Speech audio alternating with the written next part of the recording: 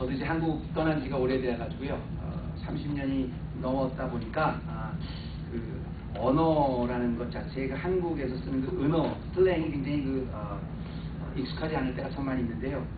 그 한국에서는 굉장히 뜻밖의 어려운 일을 당한 순간을 세 단어로 표현한다 그래요. 그게 뭐냐면 황당, 슬픔, 샤킹.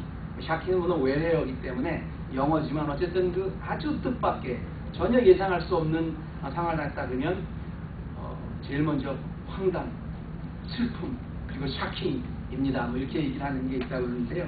의미가 있고 상당히 잘 표현을 한다고 그럽니다. 근데 예를 들어서 거기에 나오는 우스운 그 이야기가 하나 있는데 이런 겁니다. 저희가 교회를 왔습니다. 주일날 예배를 드리러 교회를 왔는데 소식을 물론 들었는데 깜빡 잊어버렸던 거예요. 그래서 일주일 동안 준비를 못하고 딱 앉아서 예배를 드리려고 그러는데 주보를 딱 펴보니까 오늘 기도 순서가 자기야. 그런 적은 어떻게 되겠어요? 황당하지요. 너무 황당하지요. 너무 당황하지요. 그래서 앞으로 곧 교동문을 읽고 남들이 찬성할 때 어떻게 합니까? 할 수 없이 지혜를 발휘해서 볼펜을 꺼내서 막 기도문을 적습니다.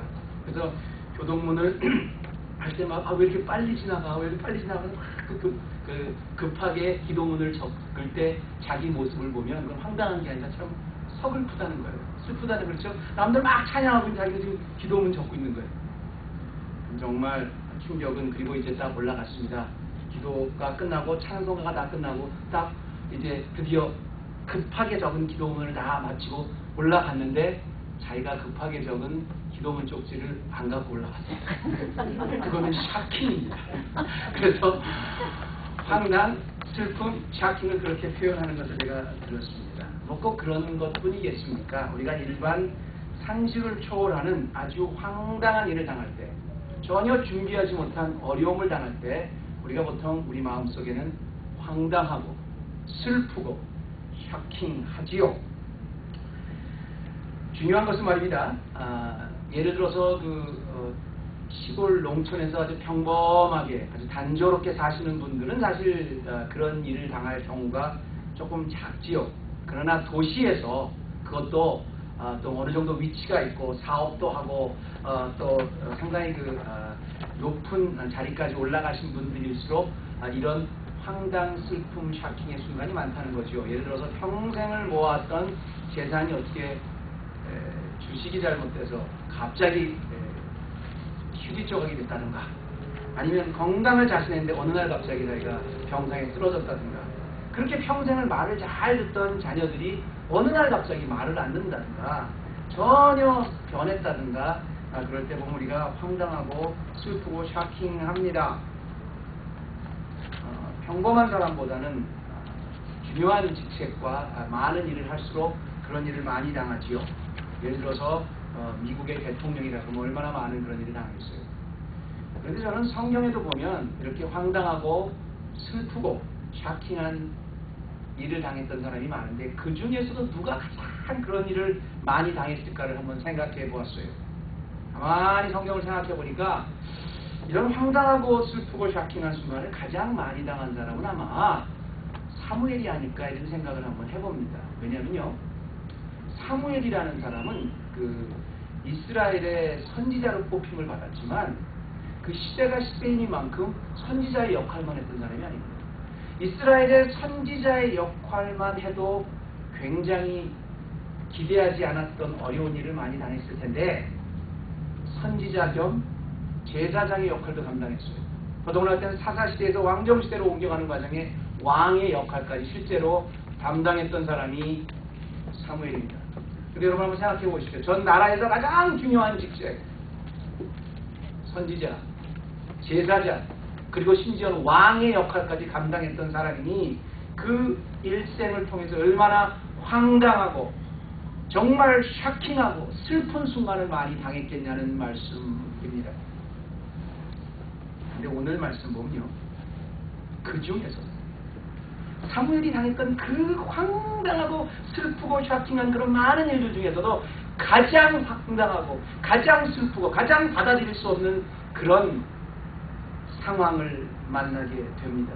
그게 뭐냐면 하나님께서 이스라엘의 초대 왕이었던 사울을 이제 패하시겠다는 거예요. 여러분 한번 생각해 보세요. 사울이 누굽니까? 이스라엘의 초대왕이지만 그 초대왕을 처음부터 끄집어내서 그에게 기름을 붓고 안수를 하고 그에게 왕을 세운 사람이 사실은 사무엘입니다. 더더구나 그 사무엘이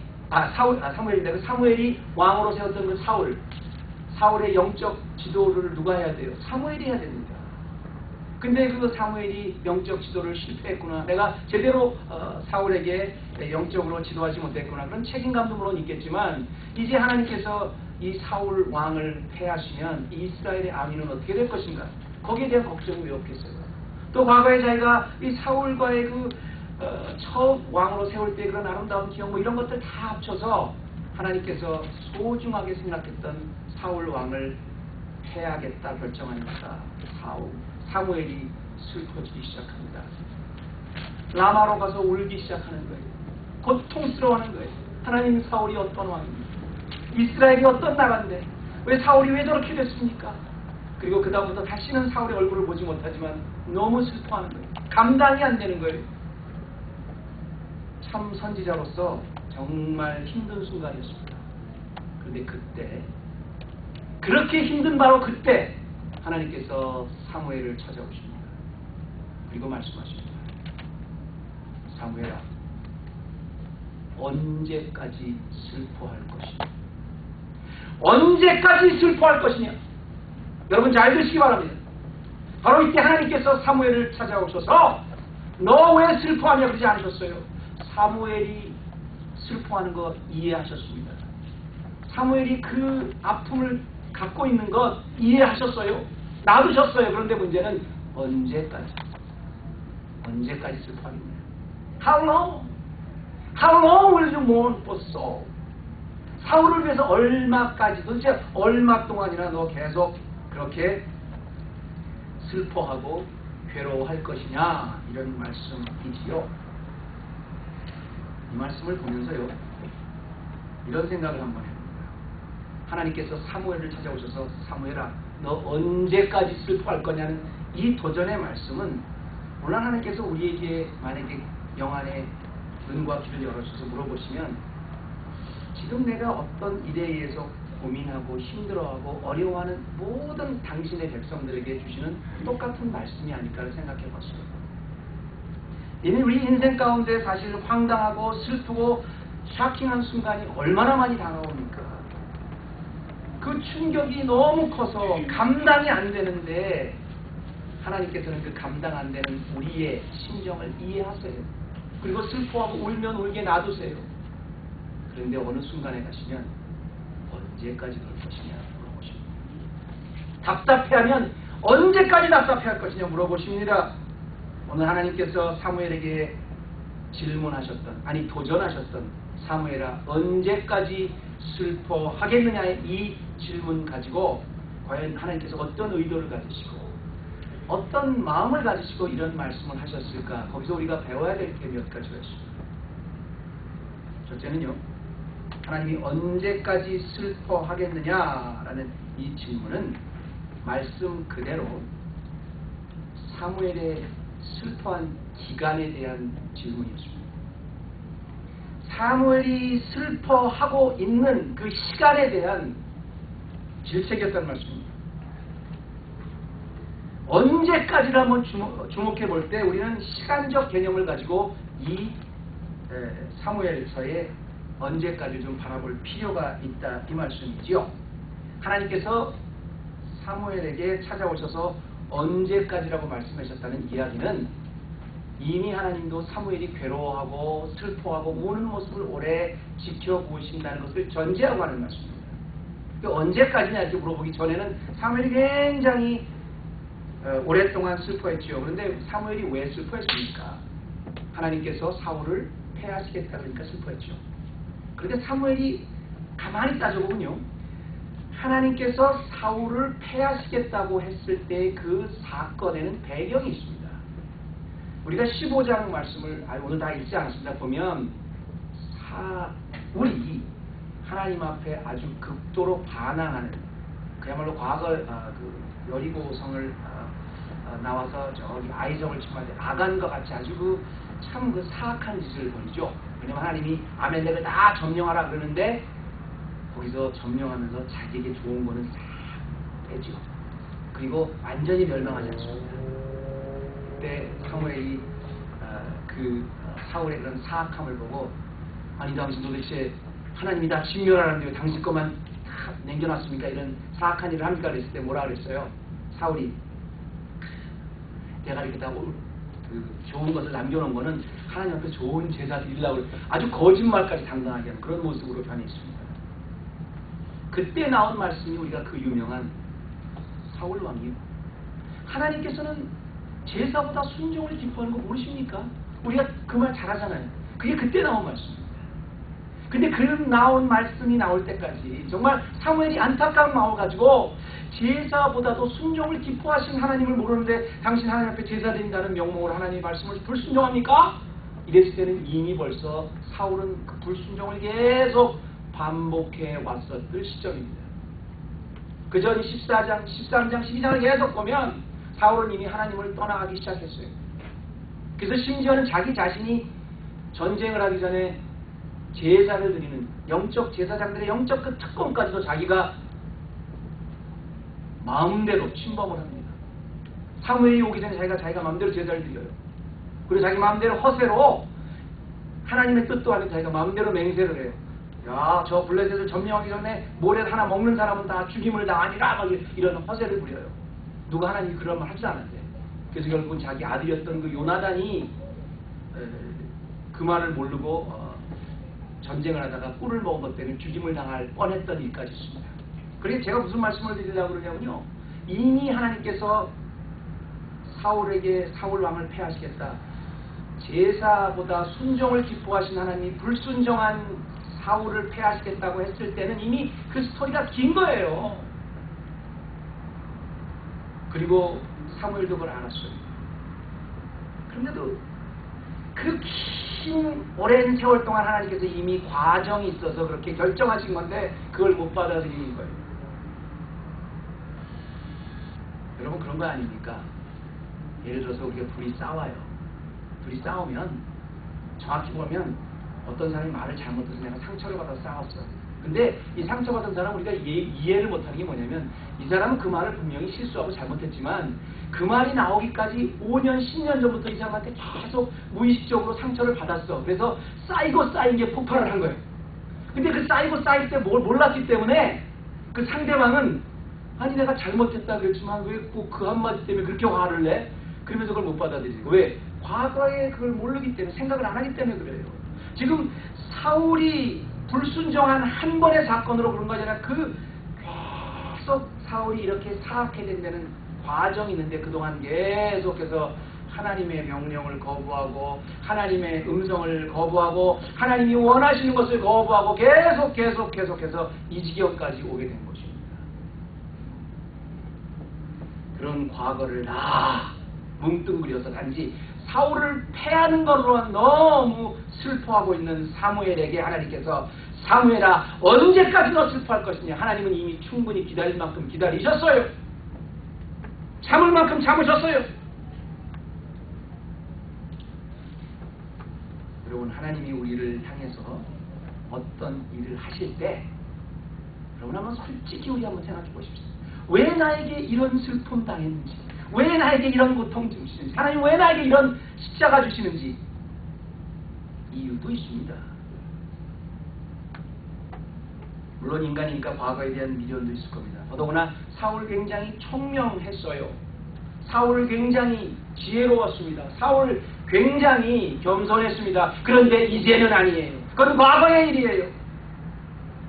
물론 인간이니까 과거에 대한 미련도 있고 아름다운 추억도 있을 겁니다. 그러나 이제는 아닙니다. 하나님이 이제는 결정하셨어요. 언제까지 그를 위해 슬퍼할 것입니다. 제가 오늘 아침에 운전을 하면서 프리웨이를 쫙 타고 오는데요. 야, 그 역시 오렌지 카운티의 프리웨이와 LA의 그 프리웨이는 그 질이 틀리더만요. 그 수준이 틀려요. 쫙 틀렸는데 그걸 어떻게 알 수 있느냐? 맥밀러를 보니까 알 수 있어요. 우선 일단 그 공기부터가 좀 틀린 것 같아요. 프리웨이 공기부터가 원래 카운티 프리웨이는 얼마나 쫙 써요. 그래서 가끔 저는 백밀러를 보는 걸 좋아합니다. 왜냐하면 내가 지나온 길을 볼 수 있습니다. 뒤에 누가 따라오는가를 볼 수 있습니다. 내가 어떤 길을 가고 있는가를 볼 수 있습니다. 내가 레인 체인지를 할 때 도움이 됩니다. 다만 내가 백밀러만 보고 운전을 한다고 생각해보세요. 그럼 어떻게 돼요? 운전을 못하고 당장 사고 나서 큰일 납니다. 우리 인생의 성도들의 인생 똑같은 거예요. 우리가 과거에 대해서 아파할 수 있어요. 과거를 돌아볼 수도 있습니다. 과거에 자랑할 수도 있어요. 과거에 묶일 수도 있어요. 근데 언제까지 거기만 묶이냐는 거예요. 아니요. 하나님께서는 그 과거의 다 아픈 감정, 과거에 즐거웠던 감정, 과거의 아름다운 추억, 과거에 아팠던 거 다 싸매시고 고치실 때가 있는데 우리는 언제까지 과거의 기억에만 매달려 있겠나. 여러분 혹시 슬픔 당한 일이 있으십니까? 어려운 일을 당하셨습니까? 황당한 일을 당하셨다고요? 하나님이 나에게 뜻밖의 짐을 주셨다고요? 하나님은 여러분이 그렇게 괴로워하고 좌절하는 모습 다 이해하십니다. 그런데 언제까지 과거에 잘 묶였을 거예요? 지금 사무엘에게 하나님은 언제까지 슬퍼하겠냐는 것은 이제 더 이상 과거에 묶이지 말라는 시간적인 도전이었습니다. 두 번째, 언제까지 슬퍼하겠냐는 질문을 통해서 우리가 또 하나 엿볼 수 있는 관심이 있습니다. 그 일을 누가 주도하고 있는 거예요? 언제까지 슬퍼하냐는 하나님의 질문은 시간에 대한 질문이기도 하지만 사무엘이 지금 당하고 있는 일을 누가 주도하고 있는 것에 대한 주도권에 대한 질문이기도 하는 말씀입니다. 여러분 16장 1절을 가만히 잘 보시면요. 재밌는 그 표현이 나요. 뭐라고 말하냐면 하나님이 이렇게 말씀하시지 않습니까? 여호와께서 사무엘에게 이르시되 내가 이미 사울을 버려 이스라엘이 왕이 되지 못하게 하였거늘 내가 그를 위하여 언제까지 슬퍼하겠느냐. 이 말씀을 여러분 가만히 보시면요. 우리가 과거에 대해서 질책하시는 하나님도 만나지만 지금과 과거와 미래를 이끌고 계신 하나님도 이 안에서 만납니다. 왜냐하면 뭐라고 하셨어요? 여호와께서 사무엘에게 이르시되 이미 사울을 버렸다 이렇게 말씀 안 하십니다. 내가 이미 사울을 버렸다고요. 그렇죠? 이스라엘이 왕이 되지 못하게 하거늘 그리고 내가 그를 위하여 언제까지 슬퍼하겠냐. 이건 주어와 그 목적어가 나란히 아주 날카로운 대립을 보면 서로 경쟁 관계 있어요. 내가 사울을 버렸는데 내가 언제까지 슬퍼하겠냐는 겁니다. 내가 하는 건 네가라는 거죠. 내가 하나님이 내가 사울을 버렸는데 슬퍼하는 내가 언제까지 슬퍼하게 되는 말은 뭐냐면 너 지금 슬퍼하는 건 좋은데 그렇게 오랫동안 슬퍼하는 건 좋은데 한 가지 잘못하는 게 너 언제까지 그렇게 주도권을 네가 갖고 있는 것처럼 착각할 거냐 이렇게 말을 해도 마찬가지입니다. 여러분 한번 가만히 보세요. 사울이 사실 왕으로서 폐위를 당한다는 소식을 들었을 때 사무엘이 슬퍼할 만합니다. 당연히 슬퍼할 만해요. 그렇죠? 이스라엘의 초대 왕이 폐위당한다는데 그거 슬퍼할 만하죠. 그런데 중요한 것은 우리가 한 가지 잊지 말아야 될 것은 뭐냐면 사울 왕을 누가 세웠습니까? 물론 사무엘이 가서 기름을 부었지만 그 기름을 부으라고 명령하신 분이 누구예요? 하나님 아니십니까? 사울을 처음에 찾아낸 사람 사무엘이지만 그 사무엘을 찾아주게 하신 분 하나님이세요. 물론 지금 사울에게 가서 왕위를 폐하겠다는 말씀을 첫 번째 들은 게 사무엘이지만 그걸 폐하는 게 사무엘이 폐하는 게 아니에요. 사울이 하나님이 폐하겠다고 정한 거예요. 사무엘이 그랬잖아요. 사울 보고 사울 왕이지 하나님은 순종을 제사보다 기뻐하시는지 모르셨단 말입니까? 이렇게 도전을 하잖아요. 가만히 그 말씀 한번 들어보세요. 순종을 누구한테 해요? 사울이든 사무엘이든 하나님한테 순종하는 거 아니에요. 제사는 누구한테 드려요? 하나님한테 드리는 거 아니에요. 제사든 순종이든 다 주인이 하나님이세요. 그러면 사울을 세우겠다고 계획하신 분도 하나님이시고 지금까지 이끌어 가셨던 분도 하나님이시고 이제 다시 패하겠다고 결정하신 분도 하나님입니다. 그런데 왜 사무엘이 언제까지 자기 것처럼 그렇게 슬퍼하냐는 말입니다. 여러분 믿음이라는 게 뭔지 아세요? 저는 이렇게 표현합니다. 성도들의 믿음이란 다른 게 아닙니다. 우리의 사역의 주인이 하나님인데 하나님께 돌려드리는 확신이 믿음입니다. 어떤 순간에도 이게 우리 게 아니라 하나님 것이다. 내 인생이 내 게 아니고 하나님 것이다. 이 성도의 삶을 인도하는 게 내가 아니라 하나님이라 그 하나님께 주인에게 다시 돌려드리는 게 하나님이에요. 이 믿음의 가장 대표적인 사람이 욥 아닙니까? 자기의 아들 다, 자기의 딸 다 하나님이 데려가셨어요. 자기의 재산 다 가져가셨어요. 자기의 건강 다 가져가셨어요. 그때 욥이 속도 없어서 그렇게 하나님을 원망한 게 아니라 중요한 말 하잖아요. 주신 이도 하나님이시고 가져가신 이도 하나님이시니 하나님이 영광 받으시라고. 그래요. 지금 사무엘이 분명히 힘들었을 겁니다. 자기가 세운 왕이 하나님이 폐하시겠다. 얼마나 어려웠겠어요. 그러나 사실 이거 따지고 보면 사무엘의 사역 아닙니다. 하나님의 사역이에요. 이스라엘을 보니까 얼마나 걱정되겠어요. 정말 자기 자식 같은데 이 자식들을 앞으로 어떻게 할 건 따지고 보면 그 이스라엘 자기가 하나님 맡기신 거지 자기 백성 아닙니다. 하나님 백성입니다. 왜 슬퍼해? 언제까지 슬퍼하는 거예요? 하나님이 하신 일, 하나님이 결정하는 거예요. 언제까지 마음을 쏟고 있겠냐는 겁니다. 엘리사 호프먼 목사님이라는 분이요. 목회를 하시다가 어떤 성도가 찾아오셨습니다. 성도가 찾아오셨는데 굉장히 큰 슬픔을 당해서 찾아오셨습니다. 목사님 저는 어떻게 해야 되죠? 이제 무엇을 해야 되죠? 감당이 안 돼요. 막 부르시는 거예요. 목사님이 뭘 하겠어요? 여러분 저도 목사지만 너무너무 시련 가운데 있는 분 목사님 오신다면 제가 기도는 해드리지만 어떻게 해야 돼요? 물어보면 저 100이면 100 저도 잘 모르겠어요. 그래요. 어떻게 제가 무슨 답이 어떻게 알아요? 어떤 분은 심지어 그 목사님 정말 너무너무 귀한 그 사업체가 나왔는데 세탁소하고 식당이 나왔어요. 어떤 거 하는 게 하나님 뜻이에요? 저 몰라요. 하나님 뜻은 세탁소를 해도 하나님 뜻이고 식당을 해도 하나님 뜻입니다. 거기서 어떻게 돼야 하십니까? 근데 이 엘리사 목사님은 엘리사 호프만 목사님은 이렇게 너무너무 감당이 어려운 형제가 와서 하니까 이분도 당황하죠. 할 말이 없어서 가만히 그 고통을 듣고 계시다가 우리 같이 기도하십시다. 그리고 이제 그 성도님을 위해서 간절히 그 문제를 위해서 기도해 줬어요. 근데 기도하다가 이 목사님이 이런 지혜가 떠오르더랍니다. 성도님 참 짐이 힘드시죠? 예 맞습니다 목사님. 내가 견디지 못하겠어요. 근데 그 무거운 그 짐 그렇게 혼자 지고 가지 마시고요. 원래 주님한테 내려놓으세요. 저 아무것도 대답해 드릴 건 없는데 주님한테 그 짐 내려놓으세요. 그때 순간적으로 성령이 감동을 주셔서 이 성도가 힘을 얻었어요. 그렇지. 내가 지금 가만히 보니까 이게 내 거라고 생각해서 이렇게 힘들어했지. 그러면서 기쁨으로 용기로 떠나갔습니다. 그때 우리 엘리사 호프만 목사님 머리를 탁 스치는 영감이 이거다. 그렇지. 아무리 무거운 집도 내가 지는 것이 아니지. 그리고 시를 씁니다. 그 영감에 따라서 시를 쓰고 곡을 붙여서 무거운 짐을 나홀로 지고 견디다 못해 쓰러질 때 불쌍히 여겨 구원의 주리 은혜의 주님 오직 예수 그 유명한 363장이 탄생합니다. 우리가 슬픔에 오래 잠겨서 내려놓지 못하는 이유는 뭐예요? 우리가 과거에 묶이는 이유는 왜 그래요? 물론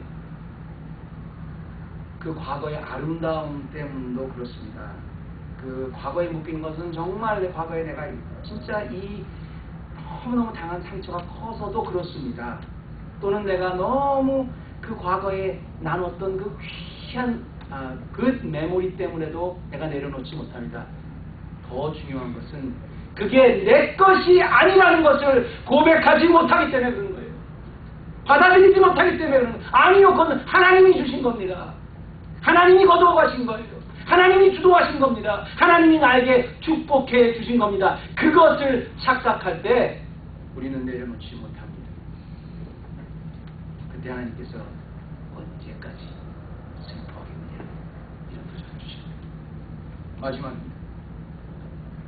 이렇게 황당하고 슬프고 샤킹한 일을 당했을 때 하나님께서 사무엘아 너 언제까지 슬퍼하겠느냐 이렇게 말씀하신 이유는 과거는 시간적으로 야단을 치신 후에 이미 준비해 놓으신 새로운 미래에 참여하라는 새로운 도전입니다. 너 언제까지 슬퍼하겠냐는 그 감정만 꾸짖으신 게 아니라 언제까지 슬퍼만 하다가 내가 이미 다 과거는 끝났지만 준비해 놓은 이 새로운 도전을 언제 더 감당하려고 하냐는 새로운 도전에 관한 질책이에요. 1절 말씀 보면요. 어느 때까지 슬퍼하겠느냐, 이런 하나님의 격려가 섞인 그 책망이 끝나기도 전에 그야말로 요즘 속된 말로 사무엘서를 기록한 저자가 잉크가 마르기도 전에 이런 말 하지 않습니까? 너 언제까지 슬퍼하겠느냐? 너는 기름을 뿔에 채워가지고 가라. 내가 너를 베들레헴 사람 이새에게로 보내리니 이는 내가 그 아들 중에서 한 왕을 예선하였습니다. 이미 하나님은 다윗이라는 새로운 왕을 다 예선해 놓으시고 어디에 사는 것까지 다 알게 하시고 사무엘을 통해서 새롭게 기름을 부을 준비까지 다 하시고 나타나셔서 언제까지 슬퍼하겠느냐를 말씀하고 계십니다. 지금 사무엘은 과거의 사울과의 그 일 때문에 사울밖에 몰라요. 그것 때문에 붙들려 있는데 하나님의 관심은 그게 아니었어요. 이미 사울은 패하기로 결정하시고 그리고 다윗을 새로운 왕으로 세우시기 위해서 지금 사무엘에게 도전을 주. 물론 이런 기름을 부었다고 해서 다윗이 금방 왕이 되지는 물론 않습니다. 그 이후로도 굉장히 오랜 기간 동안 사울이 왕이었죠. 그리고 오히려 그것 때문에 더 어려운 일을 겪게 됩니다. 다만 지금 영적으로 보면 이미 우리는 과거에 지난 일에 너무 아파서 괴로워하고 있는데 하나님께서는 언제까지 그렇게 과거에 묶여있겠냐 책망만 하신 게 아니라 지금 그때도 지금도 앞으로도 사울 아닌 다른 새로운 더 좋은 왕을 향해서 이스라엘을 세워가실 준비가 다 끝내신 상태입니다. 우리가 그걸 영안의 눈으로 바라보지 못하기 때문에 슬퍼하는 거예요. 지금 사무엘에게 주신 도전은 뭐냐면 너는 지금 과거에 묶여서 괴로워하고 있지만 사실은 나는 너를 데리고 지금 내가 이스라엘 위해서 세울 새로운 왕에게 기름을 부고 또 새로운 일을 진행하고 있는 것이라는 걸 말씀해 주신다는 것이지요. 여러분 복음서 좋아하시죠? 이 복음서에 보면 그 세례 요한이 요단강가에서 세례를 베푸는데요. 여러분 그 세례 요한이 혹시 요단강가에서 몇 명 정도에게 그 세례를 베풀었는지 아세요? 여러분이 다들 모르시는 것 같은 표정이 다 있으신데 그게 맞습니다. 왜냐하면 정확히 나는 몇 명인지 압니다. 여러분 그게 잘못된 거예요. 그 이단이. 그거 어떻게 알아요? 얼마나 많았냐면 아마 성경학자는 한 30만 명 정도가 되지 않았을까 추측하는 사람도 있어요. 근데 그렇게 근거가 없는 게 아니라 지금 세례 요한이라는 존재가 요단강에서 세례를 주고 있지만 사실은 세례 요한이 등장하기 위해서 그 세례 요한 전에 400년 동안 선지자가 없었습니다. 하나님의 말씀 전혀 없었어요. 근데 400년 만에 나타난 마지막 선지자 그리고 신약을 시작하는 최초에서도 딱 나타나서 하고 있을 때 그 하나님의 말씀을 증거하고 있으니 얼마나 파워풀했겠습니까? 그 안에서 막 꼬꾸라지죠. 30만 명 우리가 추측을 한다면 그렇게 엄청나게 많은 사람에게 세례를 주고 회개의 메시지를 전했던 세례 요한이 딱 잡혔을 때 그 제자들이 얼마나 시리에 빠졌겠습니까? 400년 만에 나타난 선지자가 잡힌 거예요. 근데 공교롭게도 복음서에 보면 400년 만에 나타난 선지자가 잡히는 바로 그때 본격적으로 예수님의 사역이 시작합니다. 예수님이 하신 사역은 제가 여러분 앞에 다시 소개 안 드릴게요. 세례 요한이 한 일만큼만 그랬겠어요. 근데 그 예수님이 십자가에 달리셨을 때 얼마나 사람들이 또 실망했겠어요. 예수님이 떠나가신다 했을 때 제자들은 얼마나 실망했겠어요. 근데 예수님이 승천하시고 이 땅을 떠나신 바로 그때 성령께서 내려오셨어요. 이게 하나님의 역사입니다. 사울이라는 참 귀한 왕을 세우셔서 이스라엘의 최초의 왕을 세워주셨어요. 그리고 얼마나 많은 일을 하셨습니까? 근데 그 왕을 폐하시겠다는 거예요. 그래서 사무엘이 얼마나 마음이 아팠겠습니까? 나라적으로 개인적으로 사무엘에게는 보통 사람이 아닙니다. 그런데 그때 이미 하나님은 다윗을 다 예비해 놓으시고 베들레헴으로 가라. 기름 부을 사람 다 준비해 놓고 계신 거예요. 제가 이 말씀을 준비하면서 제가 여러분에게 요 고백은 좀 해야 되겠다 그런 그 마음의 지혜가 떠올라서 제가 여러분에게 제 얘기를 간증을 하나 하고 말씀을 동사하시기 바랍니다. 이 사무엘이요, 제가 참 이 서를 연구할 때마다 참 하나님의 그 다이내믹한 그 역사를 참 보게 되는데, 사실 그 저 사무엘에서는 특별히 저에게 더 이렇게 와닿는 게 왜냐면 제 영어 이름이 사무엘입니다. 근데 제가 사실 그 미국에 와서 제가 미국에 와서 미국 이름으로 아버님이 주신 이름이 사무엘이 아니고, 사실은 그 어렸을 때 제가 기도를 하는데 이렇게 좀 많은 그 하나님께서 신비한 은혜를 많이 주셨어요. 그래서 신비한 체험을 하는 걸 보고 아버님이 너는 사무엘과 같이, 사무엘이 어렸을 때 성전에서 자라지 않았습니까? 아주 어렸을 때부터 하나님이 이렇게 그 영적 체험을 하게 해주신다 그래가지고 사무엘이라서 별명을 사무엘이라 했는데, 저는 사실 자라면서 사무엘이라는 이름이 별로 좋지 않았어요. 그게 이제 영적으로는 하나님, 그 성경적으로는 사무엘이라는데 다니엘이 좀 더 멋있어 보이기도 하고, 그래서 하여튼 그 사무엘이 별로 좋아하진 않았습니다.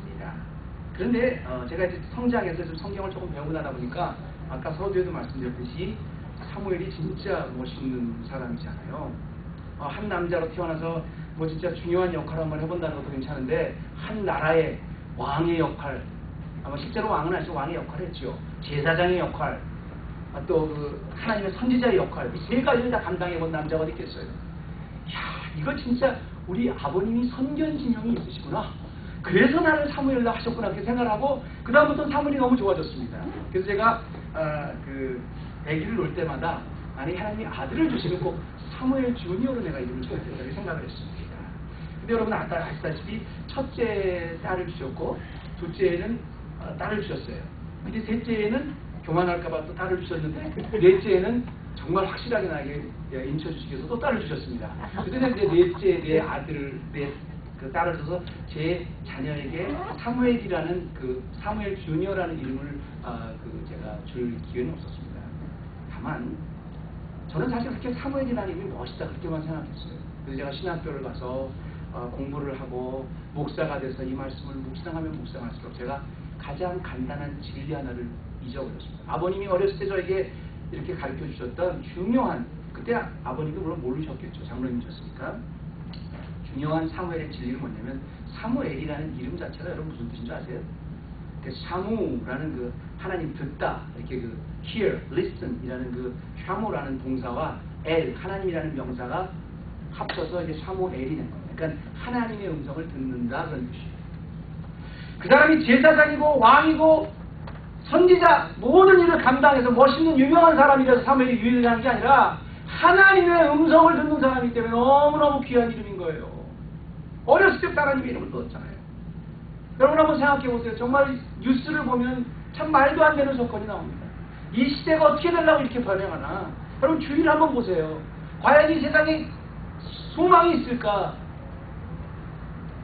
이 세상을 살아가면서 여러분 어떤 것에 가치를 주십니까? 무엇에 희망을 두고 사세요? 여러분 어떻게 하는 것이 내가 정말 하나님 앞에 올바르게 잘 아름답게 살았다고 여러분 말할 수 있겠습니까? 사무엘, 하나님은 나에게 뭐라고 말씀하십니까? 그 음성을 들을 줄 안다면 진짜 멋있는 크리스천들입니다. 여러분 고민되지 않으세요? 내가 어떤 것을 택해야 될까? 어떤 길을 가야 될까? 내가 지금 하고 있는 것이 옳은가 아닌가?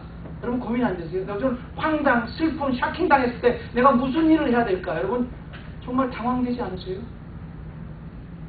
하나님의 음성에 귀를 주시오. 말씀을 통해서 하나님은 나에게 뭐라고 말씀하실까? 하나님이 원하시는 것은 무엇일까? 그 음성을 찾고 그 음성을 부지런히 갈구하고 그 음성을 듣고 순종하는 그 삶만이 아름다운 삶입니다. 우리가 혹시 이 자리에 기쁨 가운데 나오신 분 있습니까? 여러분 하나님이 그 기쁨 가운데 무엇을 원하는지 하나님의 음성을 들어보십시오. 반면에 너무도 어렵고 황당하고 슬픔 가운데 감당하기 어려운 정말 다 내려놓고 싶은 그런 중압감 가운데 이 자리에 나오신 분 있습니까? 하나님의 음성을 들어보십시오. 아무개요. 언제까지 슬퍼하겠느냐? 언제까지 슬퍼하겠느냐? 언제까지 슬퍼하겠느냐? 그러니 말씀은 교회의 주인 되신 나에게 어떤 일이든 새로운 비전을 가지시고 새로운 꿈을 가지시고 조금 더 멈추지 않으시고 계속 변함없이 달려가시는 하나님, 우리 에브론 교회 성도 모두에게 주시는 구절인 줄 알고 오늘 이 말씀 언제까지 슬퍼하겠냐는 이 위로의 말씀 받고 교회의 문을 당당히 박차고 나와서 처진 어깨에 바짝 세우고 씩씩하게 하나님의 새로운 비전 갖고 승리하시는 주의 귀한 백성 되시기를 주님의 이름으로 축원합니다. 하나님 아버지 감사합니다. 오늘도 우리에게 하나님의 음성을 들려주시니 감사합니다. 하나님의 말씀을 통해서 우리에게 주신 도전 언제까지 슬퍼하겠느냐.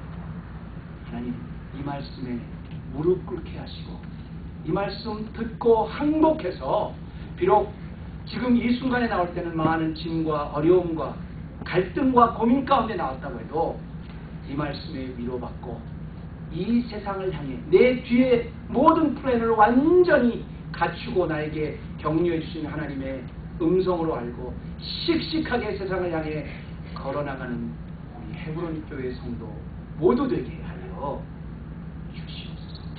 예수님의 이름으로 기도합니다.